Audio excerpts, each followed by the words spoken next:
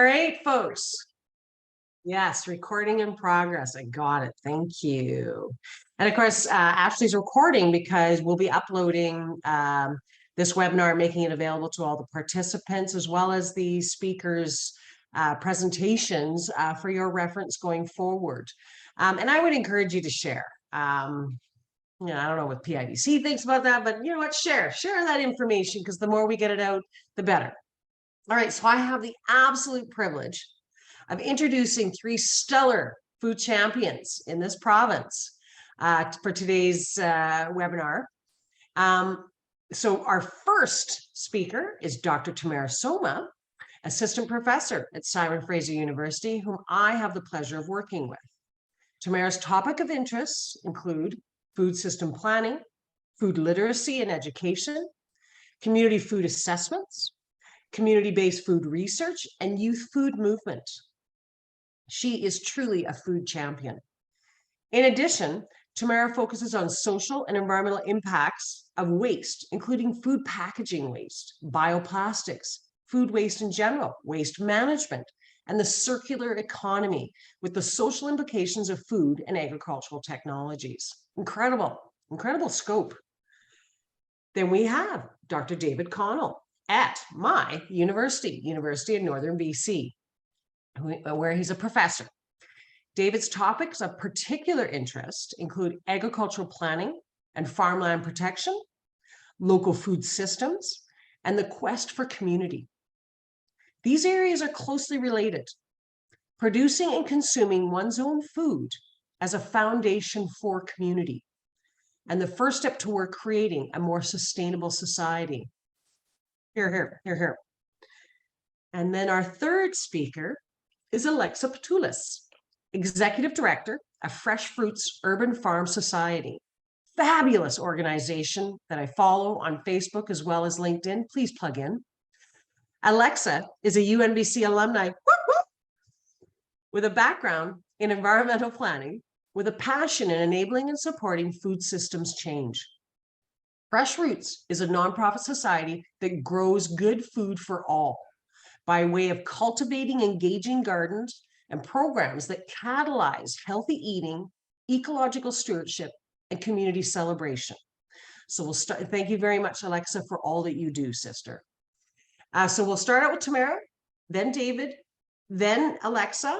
And if you have a pressing question, please unmute yourself and provide that question. Otherwise, we're going to open it up following the speakers, and we have a good 20 to 30 minutes allocated for that. So please have your questions ready. We're planners, we engage. Don't be fearful about stepping up, because if you have that question, chances are other people do. So with that, over to you, Tamara. Wonderful. Okay, I'm going to share my slide. I hope you can see it okay. Yes. Okay, perfect. Okay, so greetings to all of my relations from the unceded, ancestral, and traditional territories of the Musqueam, Squamish, and Tsleil-Waututh First Nations. Can you hear me okay? Okay, good. Thank you so much, Christine, and the PIBC team for inviting me to share my work and my team's work at the Food Systems Lab. And by the way, thinking about planning, just to set spatially, so to spatially set the context of where we, all of us, are planning in, since we're all planners, I want to share with you this photo. We, all of us, are planning on that pale blue dot right over there. In the grand scheme of things, our lives, our aspirations, our design, our city building, it's all occurring on this suspended spaceship, a reminder of the larger responsibility that we all have to keep this beautiful planet safe. And talking about our relationship to the planet, we also need to consider our relationship to one another. You know, when I went into the food system realm, it was a system filled with injustices, whether it be with people, between plants, between animals. And so I feel that the teaching of all my relations that was taught to me by my Indigenous colleagues, this really speaks to the role of a planner, of being a connector, of being a systems thinker, of balancing the needs between the built environment and the natural environment, and ultimately about making the life of our relations much, much better. And so at the Food Systems Lab, we operate with the worldview that food is medicine. And this teaching was taught to me by Malani Goodchild, an Indigenous scholar from Biktigong Nishnabek First Nations.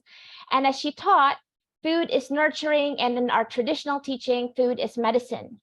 So what I want us to think about is to contrast that kind of teaching of food is medicine and to consider the reality of our food system that exists today in our dominant food system, where food literally contributes to ill health and various non-communicable diseases. Instead of healing, we see food that is weaponized to harm mostly the poor and marginalized, and we see a food system that is very, very extractive in nature. But there is an alternative, and this is where I see my role and contribution as a food system planner can lie on. So today I'm going to provide a brief overview of food system planning. I will then introduce you to food asset mapping and then highlight the potential of integrating food asset mapping with citizen science, which is a very cool and exciting approach to engage with communities. And I will introduce you to a creative research methodology that can be used by planners called Photo Voice. And this offers a really great way to integrate communities' voices and experiences. And we can conclude the presentation. And so for those of you who are new to my work at Simon Fraser University, the Food Systems Lab is a collaborative, interdisciplinary research and social innovation lab. And you can Google us, it's foodsystemslab.ca, and you can check all of our research projects and some of our publications. And at the lab, our team works very, very hard to achieve the vision of a just and sustainable food system for all. And when we think of the food system, we're thinking more than just a supply chain. So we're not just talking about the food supply chain. When I think about food systems, I think about the natural environment. I think about the relationships between peoples like migrant farm workers and farmers and traditional food harvesters. I certainly think about the land and the soil system, whether it's healthy or not. And hence why food system planning is a really awesome and interdisciplinary field. And for those of you still figuring out and wondering your role about your role in food systems and in planning, know that food is one of the most important, if not the single strongest lever to optimize human health and environmental sustainability on Earth. And this is according to the Eat Lancet Commission, but I also happen to agree. And so this is why it's quite baffling often, for me as a planning professor to see planners and planning schools not being more involved and not having specialties and focused classes on food systems planning. So as author and architect Carolyn Steele wrote in her book, Hungry City, which I recommend that you get immediately, it's called Hungry City. She wrote that without farmers and farming, cities would simply not exist. And so this is a reminder for all of us about the important role of food and farming. And when food considerations are ignored in urban planning, the health of the community, the health of the environment, food security, and food system resiliency will suffer.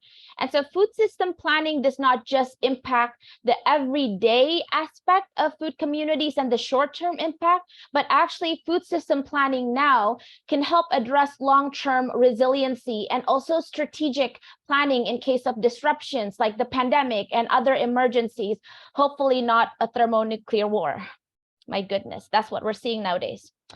So I feel very privileged to be amongst other planners called Food Systems Planner, and the role of Food Systems Planner is gaining a lot of recognition, particularly due to a growing interest at all levels of the government in ensuring better food access, better protection of prime agricultural farmlands, hopefully, and also spaces that are critical for food security.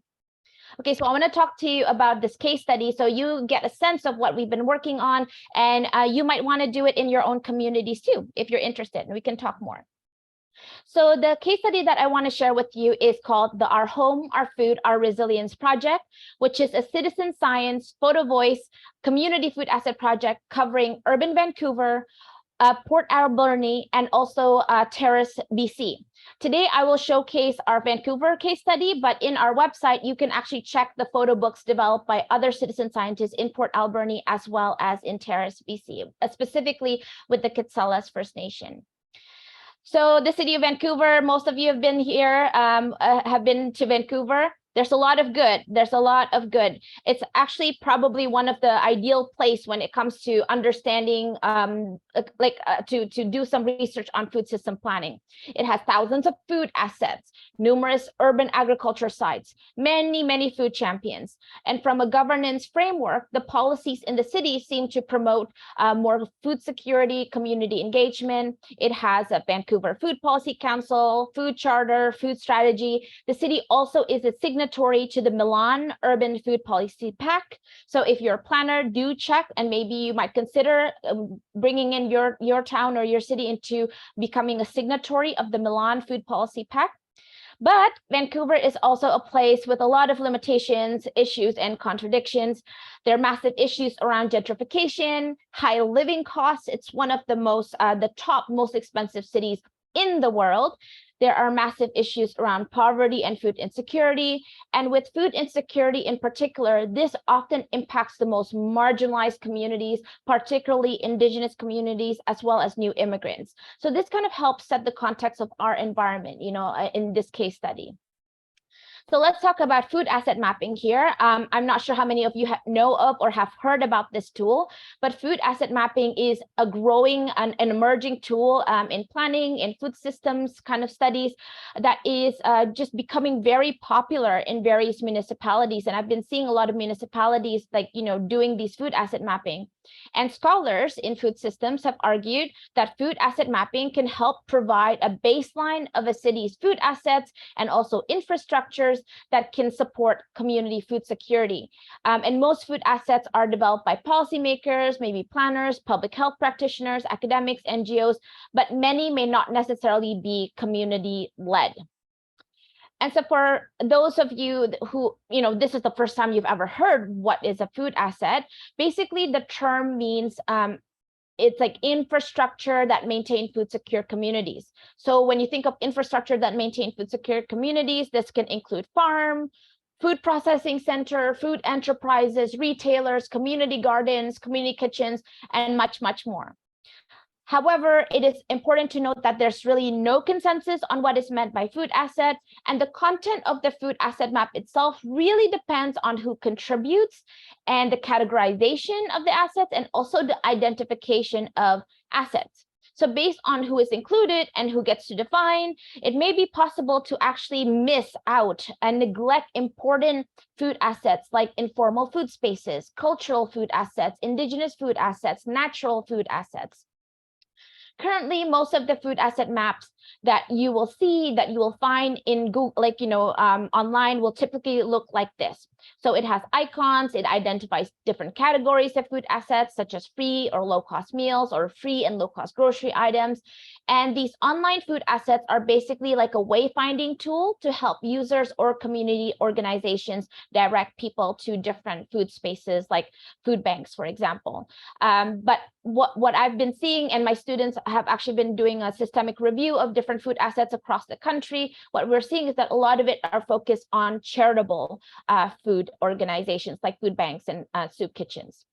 And just to let you know, it's very easy to do a simple food asset map. I have a video on how to do it, so I can share with you later if you want to email me. But I do this as an assignment with my students, and they really enjoy it. And so the one thing, there are several cautions about going forward in this realm of food asset mapping is that, scholars such as Duncan caution against this idea of map tyranny, where, the scientific worldviews of the map maker and the scientists can be privileged while others might be neglected. It's also important to clarify kind of definitions and underlying values, especially for those leading the exercise. It's also important to note that urban food systems and urban food assets are not static. What may be an asset today or what might exist today might not be existing tomorrow. So there's this constant need, if you do decide to do a food asset map, to constantly update and make sure things are up to date.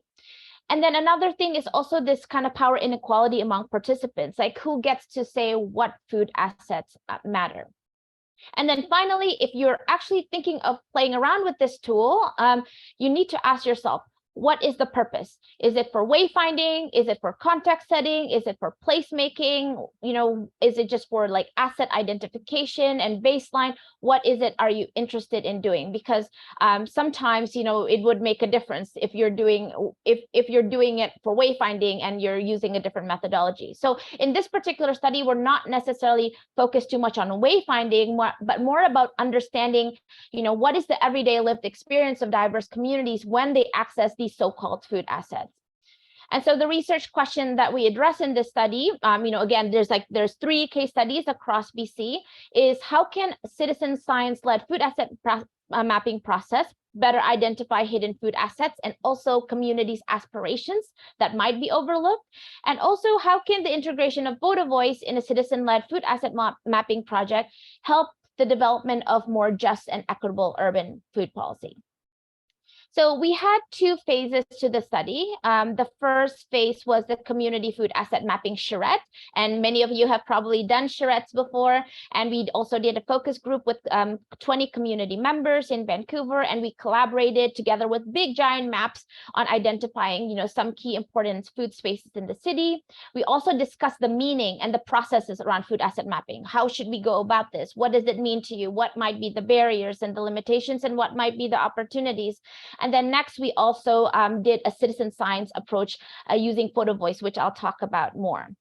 And so in terms of some of the findings that came out of the food asset mapping charrette, there were 4 key themes that emerged. The first one is around the question of how do we define what is assets for somebody, and like even the terminology of assets. Another question was, well, food assets for whom, you know, so this ties into, you know, potential missing voices and representation, and also questions about inclusivity, meaning like, you know, if we have the food assets, who can actually go there? And then gaps in considering other types of asset that might not be usually included in the more built environment focused food asset. And so the first thing was this idea of more than just assets, because one of the comment from the participant is that, you know, the worry always is that when we identify what is an asset and what is not, that somehow things that are not named as assets, therefore are not of value. And so there's this idea that, you know, anything can be an asset for anyone, but maybe it's not an asset for humans, but is actually an asset for the other ecosystem, you know, the other environmental systems that is needed as well. So I think this is an important kind of like, you know, issue that was raised by one of the participants. And then another thing was about representation. So Amanda was talking about how often seniors are left out of the conversation when it came to planning, especially how she felt that it was that voice is often missing in Vancouver food policy planning. And then another theme also is how, you know, there's so many places to shop in Vancouver. There's lots and lots of food assets, but, you know, if you don't have the money, you just can't access the places. So it's almost like, okay, well, what does it matter to have all these food assets when you actually can't even go and access them to begin with? And then this is probably one that I love the most. It's just like a different kind of view of Vancouver that, you know, often people don't think about anymore. And so this is coming from an Indigenous woman and participant. She said, in my culture, when the tide went out, dinner was served because that's where food is. And she's talking about in Vancouver, you know, down there in the city. And now with all the resource raping of our earth, when the tide goes out, now we have to worry about red tides. We have to worry whether or not our food sources can get through the rivers, whether or not we can actually go down to the beaches. She's also talking about how, you know, we're getting sicker from eating some of the food because, you know, as we urbanize, we also have more chemicals and more waste, solid waste, and all of these things. And so I think the key here is that, you know, food asset is also about it's also about the oceans, it's also about the beaches, and not just supermarkets and retail and all of these things that we commonly think of. And so when it comes to the findings, basically, you know, there's the natural ecological assets that's kind of missing. There's also important categories like the formal versus the informal, like, you know, places of social capital, conviviality, and sharing. And so these were some of the other things that the participants found. And so let's get to the citizen science piece because I have about 5 minutes left. And so the citizen science piece is probably one of the funnest project that I've had the privilege to do. It's a method that relies on non-typical scientists or scholars to collect the data, and the use of photography or photo voice as a tool for storytelling. So for the citizen scientists, this is a great tool to counter stereotypes, to counter assumptions, to empower participants in a research project, and also to help bring voices that matters when it comes to strategies for influencing policymakers and key stakeholders. And so we had the wonderful opportunity to work with such amazing citizen scientists. And when we recruited, we were focused on ensuring diverse community backgrounds to participate in this project, especially also including a mix of income, especially low income. And we gave them a lot of freedom and independence to define and identify their food assets. And so if you remember the previous map, right, with all the dots and all the icons, which was focused more on wayfinding, that was a Google My Map. So this map, this photo voice citizen science map, is more focused on context setting, because I think sometimes, we can focus so much on the food assets and all of these built infrastructure sites without understanding more about the context. And I think this is a valuable piece that is often missing, when we're thinking about food system planning, and also what do citizens want? What are some of their issues in their everyday practices? So when it comes to some of the findings, I just want to mention this really harrowing experience when I was talking to Elwood, who is a wonderful person and also a binner. So a binner is someone who would collect recyclables and who would then sell it. So Elwood talks about how often he would stand in very, very long lineup. And Elwood has a disability, so he's usually with a cane. And so he would go on these very, very long lineup. Sometimes even with 900 people, just to access a warm meal in these so-called food assets. And often he talks about how the long lineup can be humiliating. It's very hard on his health. And also he's talked about many cases where you would have lineups and then actually end up, the place is closed because there's not enough food. So you would line up for nothing, basically. And for Diana, another participant who is also Indigenous, she has had to deal with so much food insecurity throughout her life. And she took a picture of a donation pile of food. So the thing is, when we think of food banks, also one of the things that Diana mentioned is how she missed eating fresh food, right? She had a lot of processed foods offered by the food bank, but not a lot of fruits and vegetables.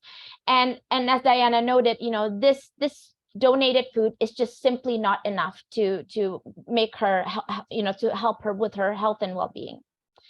And to gain access to healthy, affordable foods, a lot of the participants that we worked with noted their reliance on what are typically called ethnic markets or non-Western grocers.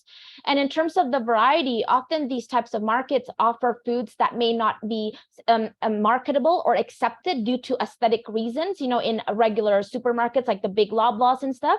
But this makes it actually cheaper. And so this is awesome for a lot of community members. However, it's important to note that many of these small non-Western or ethnic grocers are being squeezed by high rents and by the gentrification. And therefore, it is very easy for them to be displaced. And if they are displaced, then community members will lose, one of their biggest source of fresh fruits and vegetable. In addition to the food security aspect, one thing that's important to consider in all of this is also this sense of belonging. And so these cultural markets are also important for participants when it comes to practicing their cultural identity. And so as one participant, Manjit, noted, so she's the senior resident, originally from India. She said that this specialty food store reminds her of home and brings her a sense of belonging in the city, which is very important for her health and well-being, as well as her food security. And then another theme, and I'll just have one more minute to go, Christine.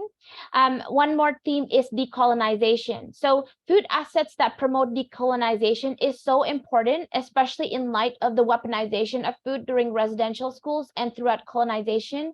And so for Leona, food assets like this space, this little garden near the school is so critical, because it's a place where she can grow medicine, but she can also teach her children on how to harvest and how to process and how to grow them.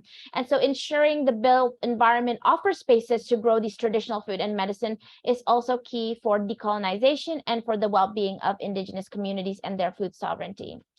And then finally, you know, the one thing about food security is that often there are so many different food assets, but these food assets can actually come with a stigma. And so for diverse community members in Vancouver, this is interesting because it's something that, you know, we don't often think about, many people don't often think about, is that the place, the Sikh langar, the Sikh temple, the Gurdwara, and then the langar, which is a community kitchen, has become a key infrastructure for food security for the community. So even though many of the community members were not Sikh, of the Sikh religion, they actually would go to the community kitchen or the langar to eat healthy vegetarian food 7 days a week. And the reason why they love it there is because there's no stigma. There's no need to provide income. There's no need to provide, you know, identity. You know, you just come and you eat, and you can eat with doctors. You can eat with, you know, like whatever it is, whatever your occupation is, there is no stigma. So for them, langar is this important source of food security, but is also, you know, a symbol of kind of unity amidst diversity. So to conclude, these underlying values around food and culture, food and decolonization, food and belonging and being at home, and also food as a commons, that is a place that, you know, that anyone can access, that is without stigma, can really hopefully help reorient food systems planner onto how we can actually conduct food system planning and how we value and treat food spaces and diverse food spaces. So hopefully through this presentation, you can see how the citizens' voices and that context that is attached to the photo voice piece can really shine through and inform better and more equitable urban food policy. So thank you so much, and grateful to the team here at the Food Systems Lab. And here is the website and my email if you would like to get in touch. Thank you so much. Wonderful. Thank you, Dr. Soma. You screamed through that really quick, and you didn't need to rest so quickly. That was awesome. And I love that you bring in so many different tools, and the fact that you have a YouTube where we can actually go there and learn to do it, right? So that there's no impediments for us as planners to incorporate that into our practice. That's wonderful. Thank you, Dr. Soma. All right, David, Dr. David Call from UNBC. It's over to you, sir. There we go. Thank you. I will start by declaring that I'm at the, for everyone who's, all the participants, I'm at the very tail end of pretty nasty cold. So you can already hear a bit of strain in my voice. And there may be moments when I'm physically just need to take a break. So I'm going to turn off my video while I'm presenting, just so you don't have to witness my strain as well as hear it at the same time. So yeah, if you don't mind, I'll have the video off. Let me start by sharing my screen, make sure this works. And that should be working then. Perfect. Thanks. I just need to go back.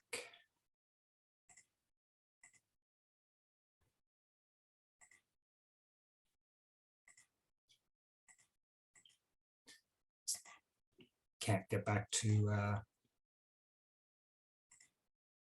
the Zoom meeting. Well, I'm not sure where I'm at now. My video is still on as well, but maybe I'll just fix that either. I'm messed up at the moment, so I'll just carry on. Yeah, a bit tripped up with the software, so that's okay. So you have to ignore me if I just, have to cough in front of you visually. Anyhow, let's move along. Food systems, food security leads to land security. So this title for me reflects just this world of all the terms we're using: food security, food systems. And when I think about the role of the planner, then to me, it comes down to land security. So my presentation is mostly set on that, but it's based and grounded in some work that I have done, which speaks to the opportunity to for professional planners. And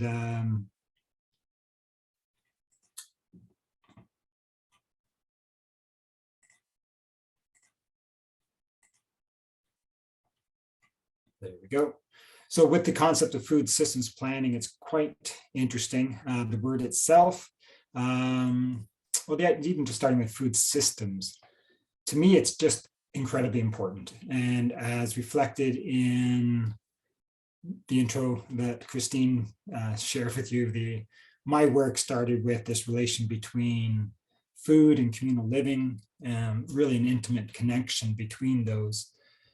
And in the pursuit of community certainly saw the value of food as just this catalyst that fosters an intimate relation, not only between people, but with the planet itself, in one's immediate environment in terms of through the food they eat. Absolutely incredibly important. One of the things I like to say when I'm talking about my work is that if I could only change, if I had the opportunity to only change one thing, what would it be? And I've come to appreciate them. And I make the world a better place, make society a better place. I do believe that changing our food system is where we want to go. So the idea of focusing on anything we can do to focus on food systems, I think, is a positive thing. And food systems planning, I think, is an interesting concept. And what I'm about to say, does not contradict anything that Dr. Soma just spoke about, but it really is, to me, there's some interesting questions just to help put the concepts into maybe just to give it a practical perspective, in the sense that the idea of planning itself infers some degree of control in terms of visualizing that future and then having the ability to make it different. So that idea of control is, well, yeah, it's embedded in the idea of planning, at least in part. But with the idea of control, it's then asks the question, what are we planning for? And our agri-food system is inherently global. It's massive. It's quite the beast in terms of how globally interconnected it is. So we can, it's to what extent can we actually control any food system, however it's framed? To me, that's kind of a starting point then. So as I said, it's incredibly important to be thinking about our food systems, but there's this reality check in terms of what exactly are we working with? When we think about the global food system, it's not just an economic system. There's health systems, there's legal systems. It just covers food and society. Food shapes society, society shapes food. They're interconnected. So, really, really difficult to isolate elements of food systems themselves. So with that said, we go from food systems planning to this idea of a food systems planner. So a person, a body, a organization perhaps, but the idea of a person who's a food systems planner begs the question about who is responsible for food systems, who should be responsible, and then can anyone be responsible? So these questions aren't meant to be asked directly, but in the context of the idea of a food system planner being a person who has responsibility for a food system that is inherently global, it's just, again, as I said, to me, it's an intriguing question because it helps to set some expectations around what is possible. And again, here I come back to the idea of the professional planner, and that what is the role of the professional planner, which I'll get to in a second actually, but it's, if there is a planner, what are the responsibilities, what's actually really possible? So we can help ourselves get a handle around what's possible by changing the terms, or even just adding the word local in front of food systems certainly goes a long way. Municipal boundaries go a long way to help put constraints on what that food system is that's going to be addressed through planning processes. And food security can lead down a different path, and then food sovereignty or food land sovereignty, again, different paths as well.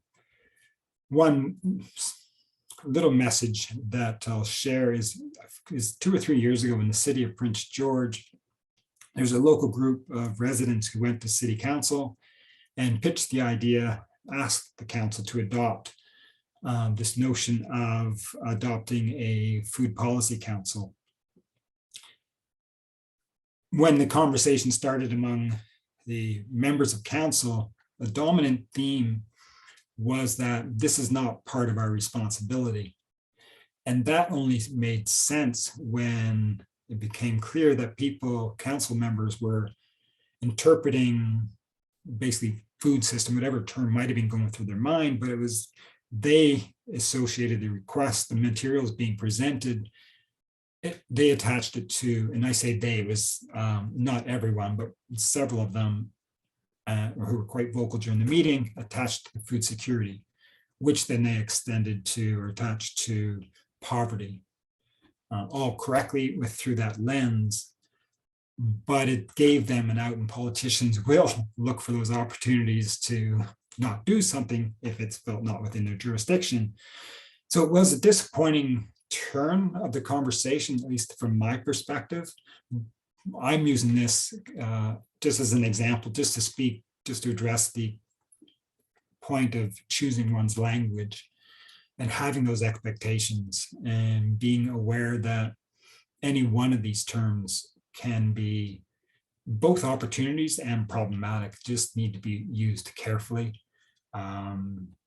Yeah, and so we can move from food systems, try to get a better handle on the specific aspects we're interested in, but it also, that needs to be carefully defined as well. So within those qualifications, then definitely there's what then is or should be the role of the professional planner. And here's what I'm going to give a very, I guess you could call it a narrow perspective of what I believe that core responsibility is, and it does relate to my work as well. But I'll go back to the first webinar Robert Buchan presented, and I wasn't able to attend, but I saw the slides. And I just want to point out the work that he did. And this is a really, really good article for, I would say, food systems planning within an urban context. So the article does have a comprehensive list of tools and possibilities. And so I think it's a great resource. And if one is interested in just wrapping their head around what's possible for a professional planner in an urban context, urban I'm inferring, but like the city of Vancouver versus even Delta or some of the nearby municipalities of the Lower Mainland. So non-agricultural. So anyways, a great resource. For me, it does come down to food security requires land security. So this is just an oversimplification, but it's a nice term because there is a lot of emphasis on food security. And I'm referring conversations I've had with people at the national level. And within the context of food security, actually land security and just the security of the land base itself is not often part of the same discussion. So I often like to point out that food security requires land security. For dramatic effect, it's definitely an oversimplification and misses a whole bunch of points, but it helps me to get it, make this connection between food security and agricultural land use planning and the need to protect our agricultural land base. So this brings me to the case study aspect of my work. So I have presented this at different places over the years. So some of you may have seen this at different times. But this is work that I've been doing since 2012 and has evolved over the years. I haven't looked at BC for a while. So this is the results of work that I did from 2017. It's based on official community plans and zoning bylaws primarily, as well as agricultural strategies and supporting documents. My work was to look at that legislative framework, the elements of those legislative frameworks at regional districts and municipalities, and evaluate or assess the quality of those plans in terms of how strong are they? How well do local government policies protect their agricultural land base? So what the picture you're looking at, generally, if it was ideal scenario, it'd all be really dark green. So the really dark green is very strong, which means it's a clear commitment and supporting policies to protect agricultural land that's complemented by equally clear and strong commitments to restricting and managing urban growth so that the two complement each other. So we can see that in this one at the regional district level that only Metro Vancouver scores very strong across British Columbia. So I point this out in the sense of getting this to this idea of, let's go back up a second, in the sense of food systems planning. Yeah, ultimately it's what elements of it can we control? If we speak to the role of the professional planner, I would say at least at the core of professional planning is land use planning. And if we're looking to emphasize what a local government or what planners of local governments can do, I would say definitely that core responsibility should be to protect the agricultural land base. It is the foundation for all other discussions around the food system. So we look at this map, as I said, ideally it would be all, excuse me, it would be all dark green. It is not all dark green. As I mentioned, this is from 2017. So definitely some of these regional districts may have changed over time. But as I said, also OCPs don't change that much. In this case, I want to acknowledge that Fraser Forts George scores somewhat weak on this chart, but they just did an agricultural strategy. And although protecting farmland does not appear in the vision statement within the document, it is a prominent feature. Protecting agricultural land is a prominent feature within their land policy section of the strategy. So that might be enough it would certainly, for my scoring system, it would increase their overall score, and it might put them into the moderate category.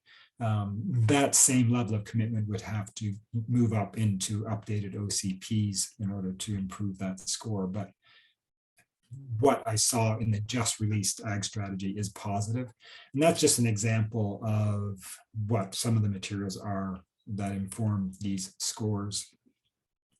So to me, the absence, the diversity, some of the weak and somewhat weak scores here shows an opportunity for land use planners. So while it might be overwhelming and almost endless to be able to wrap our heads around food systems planning, there is an opportunity to even just look closer to home. And I mean closer to home, both as a profession or within the profession, and focusing on protecting agricultural land through land use planning. So I haven't, this one is for the Lower Mainland. So same scenario. And I just want to illustrate just that we see diversity, variation among quality of commitments to protecting agricultural land among regional districts. But it's surprising perhaps, but disappointing from my perspective to see different shades of green here as well. There's definitely lots of evidence of somewhat weak and weaker commitments to protecting agricultural land in British Columbia. And here we have the Fraser Valley and Metro Vancouver, where you'd think that there would be a much stronger commitment. And I should emphasize as well, this is in the province of BC, which has the Agricultural Land Reserve and the Agricultural Land Commission. So it's already, there's a provincial commitment to protecting agricultural land.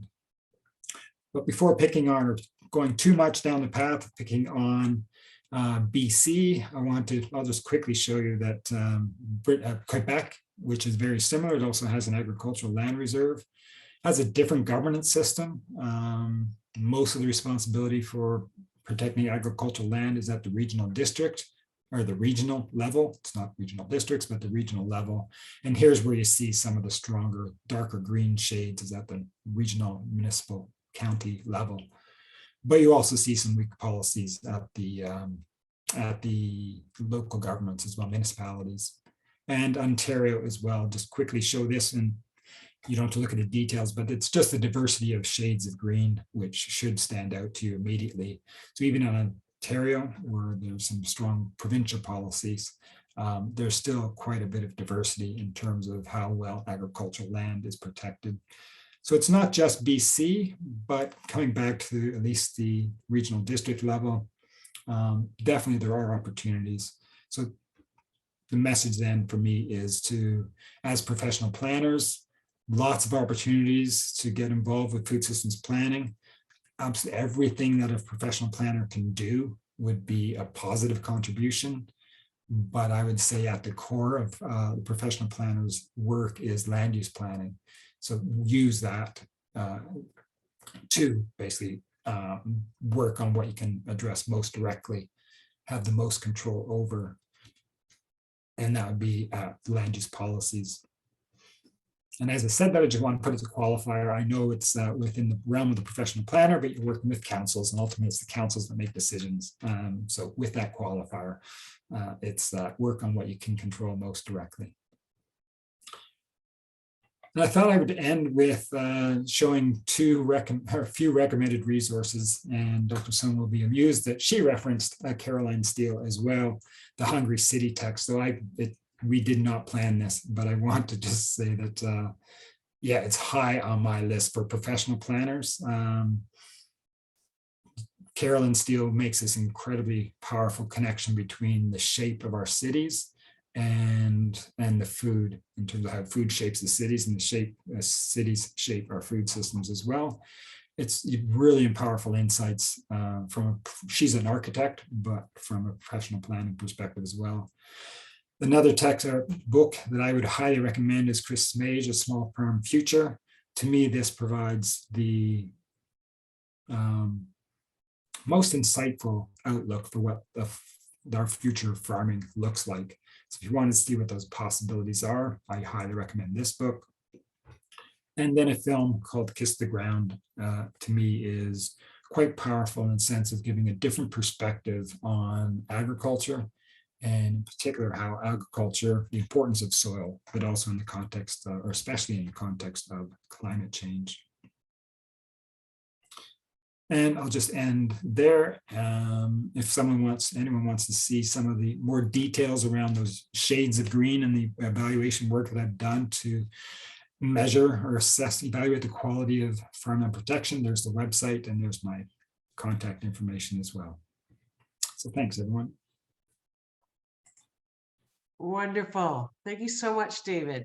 As I mentioned, we're going to be sharing these presentation decks because David has added more information, further slides to provide context, which is very helpful. So thank you very much for that, David. It certainly adds a further from the more of the land, urban from Dr. Soma. And now, of course, we have the privilege of having Alexa Petoulis join us. And so take her, and now Christine will share her screen. That was me for me. Amazing. Thanks so much, Christine. I really appreciate that. Absolutely, hon. Great. Well, hi, everyone.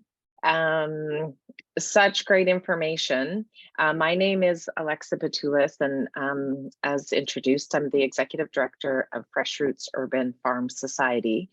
And I'm going to talk, I think I'm sort of like this is sort of like the on the grounds testing case study of the panel. So I think more than anything, Fresh Roots has been around for about 10 years, kind of basically, as I say, it's like testing so many routes of like, how can we use urban land differently to support our local food systems and shifting the way we even imagine what's possible for our communities in terms of connecting to food and health and wellness for all of us. So next slide, please, Christine.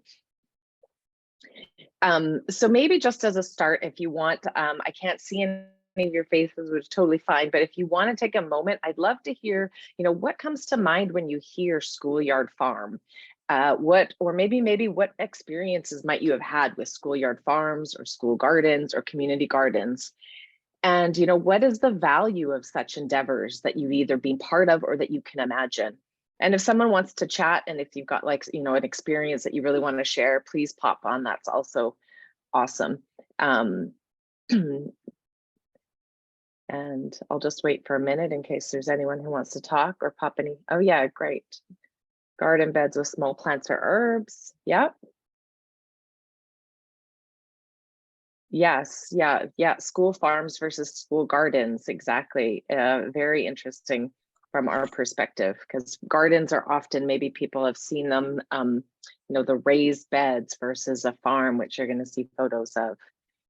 I Any think, other experiences? yeah, Alexa, I was Go going to ahead. say, I think of the farm to school, being in the school of my daughter's school, and how I have a garden, but I would never see her in it.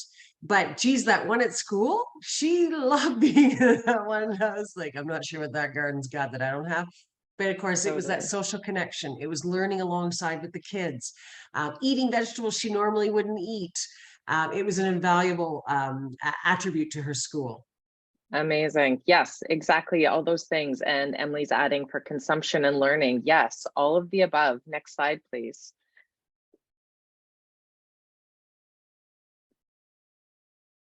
So, Fresh Roots began actually with a couple of founders, Ilana Labo and Gray Oren, who set out to really feed their community. They hypothesized, they said, how many people can we feed by growing food in one backyard? And then 2 backyards, and then it multiplied until one day they were gardening alongside the fence of a school, and a teacher was like, hey, how about you come do that over here? And so that began a 3-year process to create what we believe to be the first schoolyard farm in Canada with the Vancouver School District in 2013 at Vancouver Technical Secondary School. So at that moment, it really was Fresh Roots believes that everyone deserves access to healthy food, land, and community. And the way we do that is by cultivating these really unique schoolyard farm experiences where students and teachers and community can dig into these meaningful connections with land, food, and each other. And as Tamara was starting to, it's all around trying to build more just food systems that start on the ground. Next slide, please, Christine.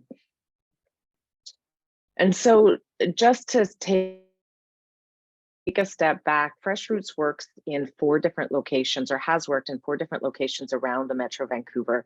And it really is an honor and privilege to be working on the ancestral and unceded homelands of many First Nations that have come for millennia before, including the homelands of the Tsawwassen, the Coquitlam, the Katsi, the Stolo, Tsleil-Waututh, Musqueam, and the Kaikate and the Squamish Coast Salish people. So it's really important for us as both a farming and educational organization to be paying attention to, how are we moving forward in the spaces and with the relationships that we're building with the schools and with the people and community, about just acknowledging the harm that both farming and schooling has done to not only Indigenous peoples, but the land, right, and many other people. And so this is a really important aspect of the work that, we are trying to do and do better together. Next slide, please.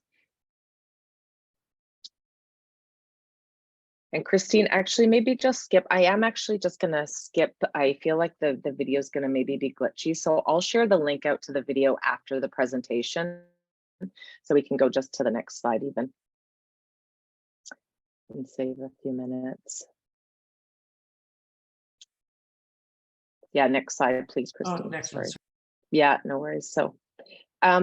So as I mentioned, Fresh Roots started first schoolyard farm, and by, just a bit of the difference between schoolyard farm is, the idea was really that Fresh Roots was going to be the farmers, and we were not just going to do a school garden for hands-on learning, but we were actually going to produce food that had some sort of viable financial model to support the farmers, get food that was grown on the schoolyard into the school cafeterias and into the community, and then be a space for education. Well, what happened was we found that quite quickly that there's quite a leap between education happening in the classroom and education, and teachers having the ability and the comfort level to take their classes outside and fully utilize the farm as an open outdoor classroom where you can do science, you could do math, you can do writing and journaling, you can do art. And so we, a few years ago, pivoted, or not pivoted, just shifted and started building out a suite of programming and experiential learning opportunities for not only kids and youth, but teachers as well. And so now you can see we do quite a lot. We've got a lot of roots. We definitely grow food, and we've got a veggie box, a community supported agriculture program. We train young farmers. We hire lots of slightly older youth in the summer, and we run markets. One of our capstone programs is our Soil Youth Program, which stands for Sustainable Opportunities for Youth Leadership. Now, that's a 6-week hands-on learning program where high school youth actually get 4 credit a high school course there, and they do receive a stipend for their engagement. So, and they work in all aspects of running the farm. So from planting, harvesting, taking produce to market, which they love, of course, you know, selling, also doing some value added. So they often make relish or jam. Right now, we've got a spring break program running. They're dehydrating and turning garlic into garlic powder. And we tested it out on garlic bread yesterday at lunch, which was super fun. Yeah, so that's our soil program. And then we do run field trips year round, as well as professional development for teachers. And we've built out over the last few years a full summer camp suite. So at our site at David Thompson Secondary in Vancouver, we have 9 full weeks of little 6-year-olds to 12-year-olds running around. We built an outdoor kitchen, so they're doing outdoor food preparation, which they love. And you know, the possibilities are endless. Finally, I'll just mention that in conjunction with our partners over at another organization called Growing Chefs, a couple of years ago, we piloted an innovative educational school meal program called Lunch Lab. And so that's currently running at 2 schools, and we're hoping to expand that program further. Next slide, please, Christine. So our annual report is not quite done yet, so I don't have fancy looking graphics for our 2022 stats, but I can tell you that year over year, we're engaging with between 4,000 and 5,000 youth. And that what that translates into is in 2022, that was supporting kids and youth in over 26,000 learning hours, stewarding 10 acres of land. And also it's also getting the kids involved in the social enterprise. So, you know, we sell between $55,000 and $75,000 worth of produce that goes into the communities and comes back into our programs. Just making the links to the land and the farming, we do grow using all organic practices. It's absolutely not feasible for us to be certified organic, but it is something that we embed into the educational process of talking to kids and youth about how we grow our food, how we amend our soil, you know, the importance of soil health. And you'll see here that, you know, in 2021, we grew 180 different crop varieties. That's for the soil, that's for the earth and the ground, but it's also for the, you know, to show what's, you know, we have such monocultures in the grocery stores, right? You know, there's so many varieties of things that we don't even know are you know, available, and the kids' eyes just bug out of their heads when they see something new that's delicious that they've never seen before. And so not to mention that we work in communities with lots of different cultures. So we're always trying to explore how can we be growing culturally appropriate crops or things that folks in our neighborhoods might really want access to. So one of my favorite memories from a program in the fall was the last harvest of with some kids around little cucamelons. So if you've never seen a cucamelon before, they're so fun, they're fabulous, they're very small, the same as ground cherries. They look like mini tomatillos. They've got a bit of a wrapper on, and you pop them in and they're super delicious. So again, it's all for sort of like, as you know, both my colleagues here on the panel say, you know, food is life, food is everything. It's celebration, it's connection, and it's nourishing. And so we're really about like exciting kids and getting them like really kind of their eyes and bodies and minds discovering and doing that together. Next slide, please.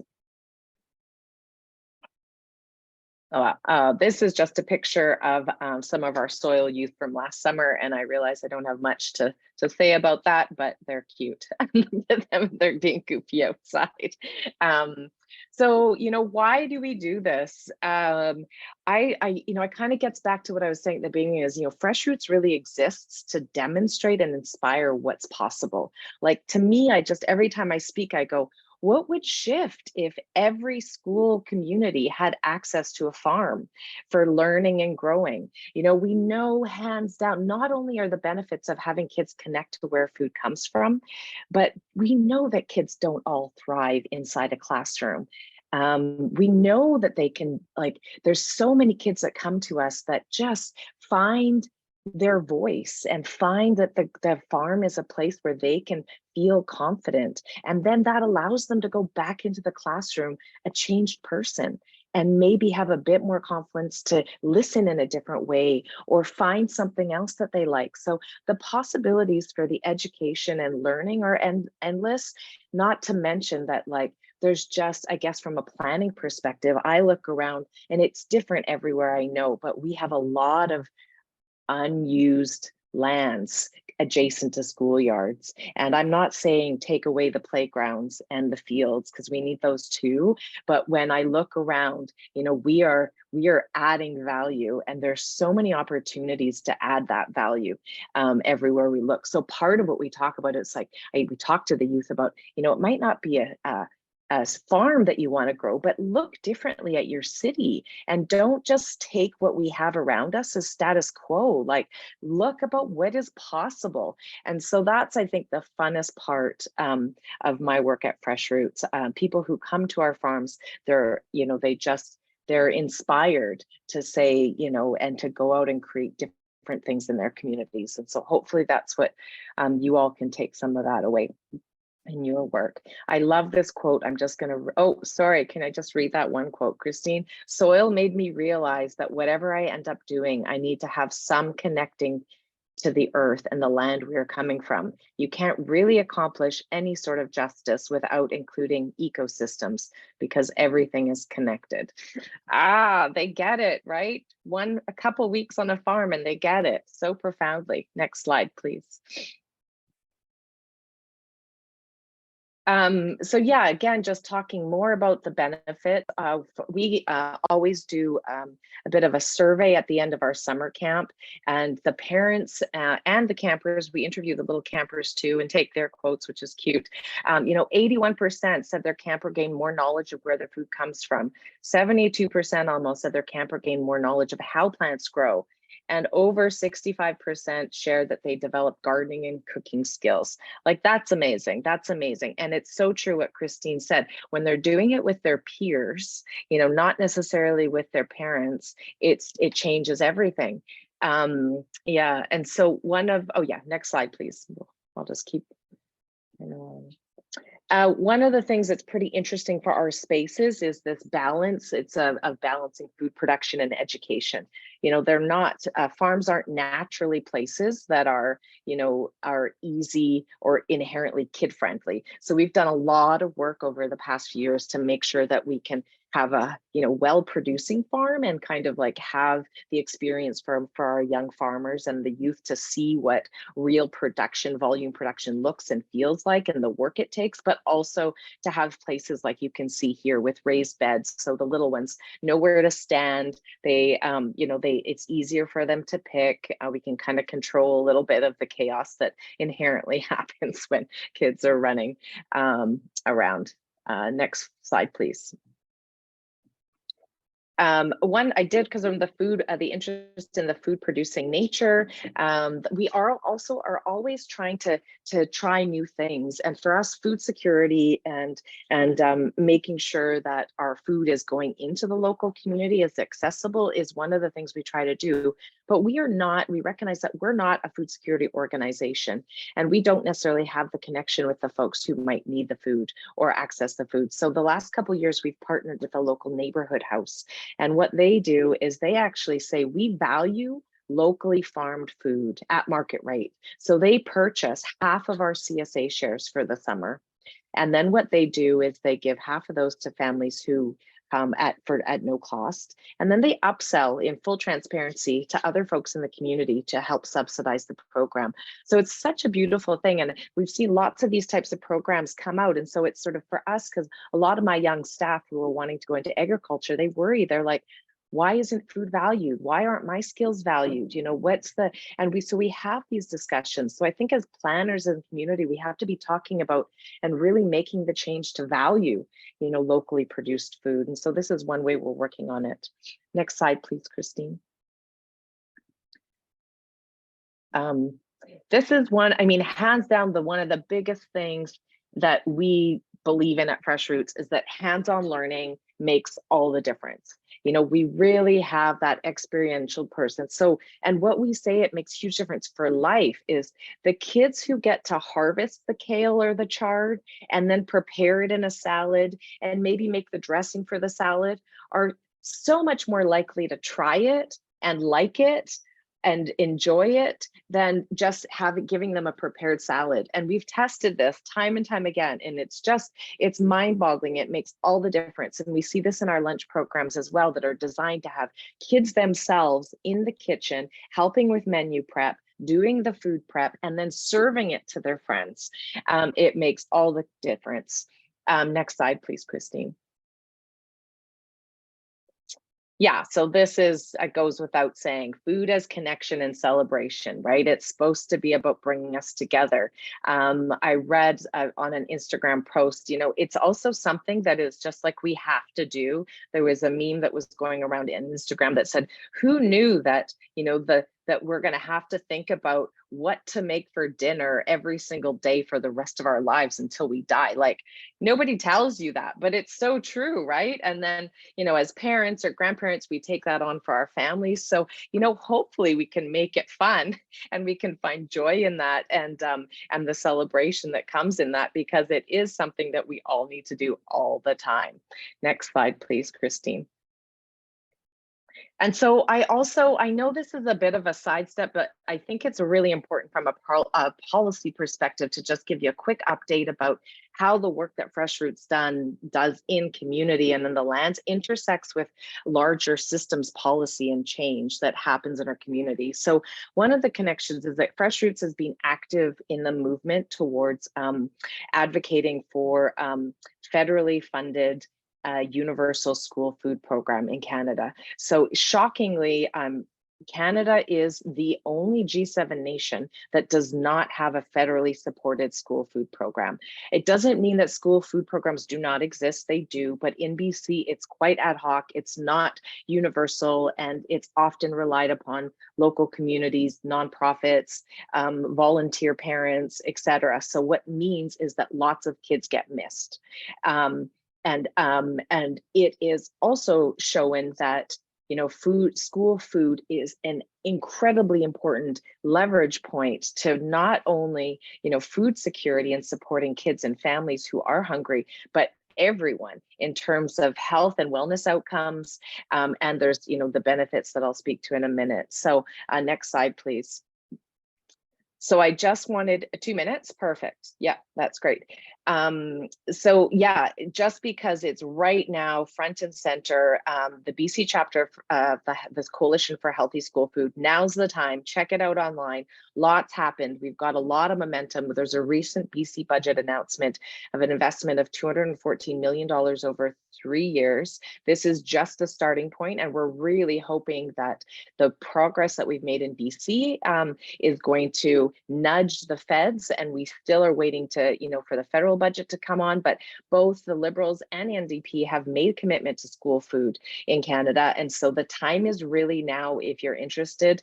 The social return on investment is, you know, is astronomical in terms of gains across, including proven gains to local agricultural economies. And that's the one that, you know, comes full circle, is how do these things all connect? Next slide, please. So the last 2 slides are just, you know, those aspirational, you know, what would it look like if all schools and all kids had access to food and plant growing spaces for learning? If everyone could cook healthy food for themselves, that lunch was available to all students, you know, what would shift for all of us? And just, I'm going to motor through last slide. You'll get these slides, so you'll have the questions. There's some resources on the next page: Farm to School BC, Food Share Toronto, the Coalition for Healthy School Foods, and a few others here. And yeah, so I'll just wrap it up. I know I kind of did rapid fire. I've included some other fun pictures and addresses of our school farms in the presentation, but reach out, happy to have a conversation with anyone. Fresh Roots is not expanding any more school farms, but we're here to support and really inspire and catalyze those the projects hopefully taking off around the province and beyond. Thanks so much.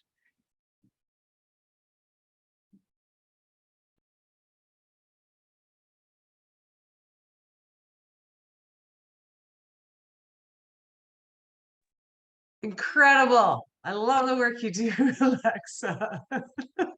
And your organization, of course. I know there's a load of people behind you making it happen. I'd like to open up the floor now to folks that have any questions, comments, or just wanting to share. Maybe what moved you? What was a surprise in the 3 presentations? Or what would you like to know more about? So I'm gonna do the old 10-second rule for folks. Otherwise, I'm just gonna do my rapid fire questions. So anyone, speak up. I mean, we're planners. We do this all the time, right? I do shut up eventually. All right. So while people are thinking about their questions, there were a number of things that came. One, okay, I'm just gonna make. I worry. I love the work that Dr. Soma does as well in terms of deliberately incorporating food security, food access, essentially the food equity lens into our registered professional planner practice.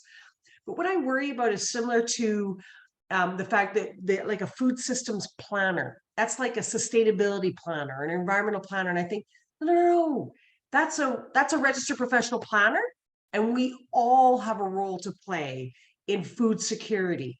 I no specializations, because it ends up being someone else's task. And not only that, these specializations are not in the rest of the province. So besides the Lower Mainland, so City of Vancouver might be able to afford bringing on a food systems planner. But then I bet you that food system planner is then off the side of the desk of everyone else. Whereas the registered professional planner, the planner, would be at the table whenever a planner should be at a table, which should be all tables. And they bring with them food security lens to make sure that that voice is there. Just as planners, we carry the asset management lens, right? Like we make sure that we do our community planning, land use planning, OCP updates, whatever it happens to be, we're thinking about good governance in our asset management planning, right? Transparency, accountability, and equity. I guess and I'm not sure how you feel about that, Dr. Soma. It's just, I do worry about the siloing of planning. That's a very good question.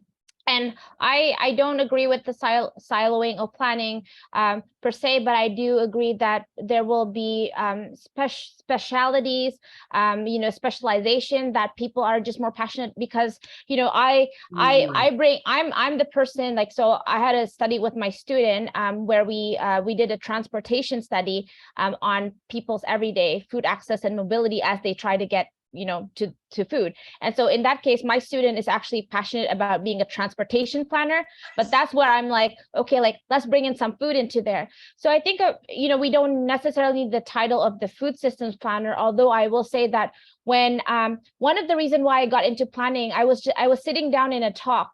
And then someone, I believe it was Janine de la Salle, she came to Toronto when I was a graduate student, and she was talking about how, hi, my name is Janine de la Salle. I'm a food system planner. And when she said that, I remember my eyes just kind of like popped, and I said, that's exactly what I want to do. I want to be that person, because I was passionate about food, but there were no courses on food in my planning program. I had to do a bunch of directed reading. I had to figure out, my own kind of like program and specialty. But it's like I had no home and I had no space to kind of express myself. And when she said that, I said, that identifies who I am, and it probably identifies a lot of people who are just so passionate about everything food system in every single direction. But at the same time, it's not like we have to have the title per se. I think that everyone should be exposed to food systems courses or food systems understanding, because every planner, whatever you do, whether it be economic or housing or transportation, you'll have an impact on the food system. But I think that sometimes, having that expertise or identification can help planners who have to deal with so many different things, touch upon some of us who've kind of maybe dedicated and devoted more of their energy and time to really delving into this particular issue and seeing the food lens in everything, whereas like maybe they might not otherwise. Yeah. Really good point. And thank you for that, because it does dilute my resistance. Because you're right. And I guess it's then, I hope all RPPs know that they could, I guess it's having access to that expertise versus, and I know we can't be experts in all areas. It's just, I want all planners to have that food equity lens in all that we do, similar to having that climate change lens in all that we do, which is really risk assessment. But I hear you, you're right.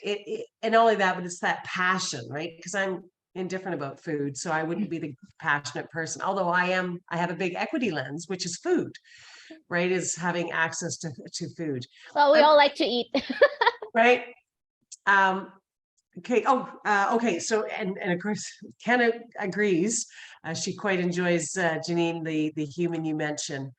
I'm wondering, so we have done some research through Public Health Association of BC, Alexa, on what planners can do to remove some of the impediments to food to school. And that includes through land designations, disallowing certain uses of school grounds or the land around it, and bringing that food equity lens to how we design communities or infill communities, including a certain percentage of green or grow land in all, and whatever, per person, per dwelling, whatever. In your mind, has your organization thought about that? How planners could be more instrumental in enabling and supporting the programs that you run, or is that at all relevant? No, I think it's totally relevant, and I think that Fresh Roots has also been, because we wear so many multiple hats. We're in the city, but we're on the school land, and we get a lot of questions about what's the mechanism that allows you to be here. So I think it's very relevant, because it's not the same everywhere. So you have to figure out what's going on in your community. But that Fresh Roots has been quite involved in the planning process with the city around urban farming, and everything from business license processes to land like leases, and all the different aspects that either hinder or support growing food in an urban center. So I think that's where we've sort of crossed over a bit more in sort of municipal planning. And yeah, it's definitely, when you're talking with such small scale farms, the small barriers can be enormous mountains. And so that's the conversation, right? Is like, business license process for a certain use, land use, can either sink or sink or break, right? Right. A small, new, innovative. And I think that's the thing. I think for Fresh Roots, I think that's where it is like, the only reason that Fresh Roots exists is because there were humans involved in planning and land use decision who were willing to figure out how to make it work within the rules. And so I think that's a really important thing when we're trying to reimagine what's possible in cities, is like, you have to be willing to bend somewhere to prove the concept and to test. And so whatever it needs to take, and you obviously need the champions to do that. But, for example, one big barrier, and this is not necessarily a planning related, it's a good policy example, and Tamara speaks, we've talked about this quite a bit, is that there is a barrier for us to sell the food to the schools, or even to get the food that we grow into the schools, because there's so much unionized and food procurement policy that really prohibits that. There's most of the schools and the school cafeterias are in very strict agreements, contracts with the big food suppliers, GFS, Cisco, etc. Very little margin buy outside, especially from a farmer who has inconsistent variety, all the things, right? So lots of work to be done in the realm of policy, planning, land use. And I say, like, to make it happen, we have to be willing to bend somewhere. So that's like the creative constraints. Have to bend the rules to change the rules eventually for the future. So I wonder then, taking from that, it sounds like there might not be, because there's such a potpourri of situations and context, perhaps it is just encouraging planners to be able to meet these organizations and what they're doing, where they're at, going, okay, so what's the situation? What can I possibly do? I guess just having that conversation, perhaps, hey? Yeah, finding the little step. What could we do here? So, like, in a way, and some of the new ideas, like, you can't even wrap your head around them until you see them happening. And that's what a lot of people say to us, is they don't even understand what Fresh Roots does and what our programs are until they come and see it. And then they go, oh, okay, we get it. Nice, So it's really nice. hard to have a conversation to ask for approval something if someone doesn't know at all what you're talking about, because they've never seen it happen. So that's the thing. You have to be willing to build those trust relationships and to just take small steps, right? Figure out, like, the small steps. You know, Wonderful. pilot project works well for lots of things. For Yeah, example. those are really good points, Hannah, and I agree. Pilots are often the way to illustrate to communities what can be done in small steps. I'm just gonna, noticed Nicole posted in talking about strengthening agricultural protections. It's interesting that there's not a requirement that farm uses have to be occurring on properties in the ALR. It's an option currently, and residential uses can take over with large estates driving prices up, large properties, big houses, agreed. And requirement or consideration for diversity. Vineyards have taken over a lot of landscaping because that's what makes money for much of the Okanagan right now. This can take up lands that could otherwise be used for food production. Sorry to the wine lovers. I'm not sure if there's any study or data on the diversity of farming in BC. Curious if Dr. Connell is aware and of any. And yeah, that's definitely a big consideration. People are like, no, look at the Okanagan. There's lots of agriculture. Yeah, it's wine. It's not food, it's wine. And it's not a requirement. David, did you have any guidance on that one in terms of studies or data on the diversity of farming in BC? Well, there's always, I'm not sure if it's annual in BC or not, but there's always the census in terms of what's grown. So there's diversity of crops is always out there. So you always know what's being grown. But to add to that is, for the past quite a few years now, well, maybe 5 to 10, the ministry has done agricultural land use inventories and rolling out more and more, and they're getting more and more sophisticated. So those are going to be exceptionally important to be able to track these kinds of questions, the more nuanced questions that Nicole's asking here in terms of, what is the agricultural land being used for? So the ALR, ALC doesn't tell anyone what to do with the land. Right. I mean, it already has enough complaints about what it tries to do just to protect the land base. To step into the realm of what should be the ag land it should be used for would be a little problematic, I assume. So yeah, I mean, it just can't step into that role. So it is one could see it as a limitation, but certainly it's where their work stops. But Gotcha. the agricultural land use inventory is certainly one of the more powerful tools that are coming online. Okay. Yeah. Interesting. Interesting that you note cannabis farming, Dr. Soma. I wish we would use more than just, why don't we use the fiber, the stalks, right? Like, yeah, so I hear you. I hear that's another specialty crop that's not food, or it could be if it was hemp, So Nicole's going to go check that out. There was anybody else we've just got a couple of minutes left. I'm wondering if anybody has any questions or comments. I know the Agricultural Land Reserve is a biggie. Go ahead, Kim. Hey again. Yeah, so I just gotta do video of this area and I'm done. Oh, okay. Yeah, Do the photos. you want me to move stuff? Okay, so I think that was meant to be muted. That was just maybe accidental there. There was, I know Ashley, the Prez had We had a bit of a yes, you will, Nicole, you'll definitely be getting the presentation decks and the contacts, but also all you gotta do is just do a quick little web search for Dr. Soma. Oh, there we go. Tamara's on it like nobody's business. But definitely check out her profile at SFU. She has an amazing number of publications. You can tell that food systems is her passion. Absolutely. She might also be on my PhD committee. I might have a bit of a bias, but I don't think so. I think she rocks.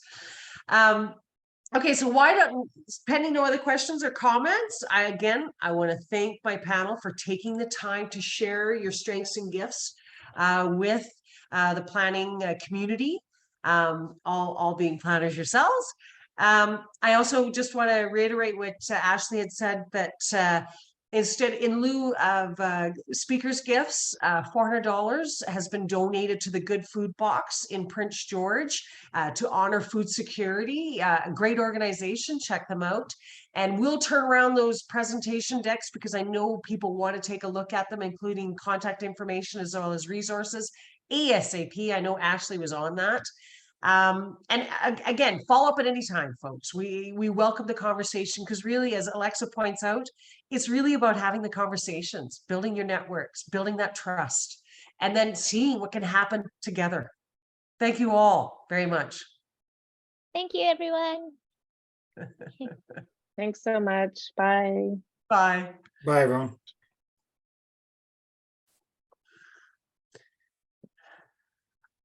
Awesome. Okay.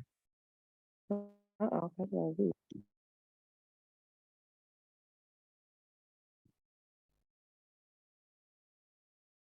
Uh-oh.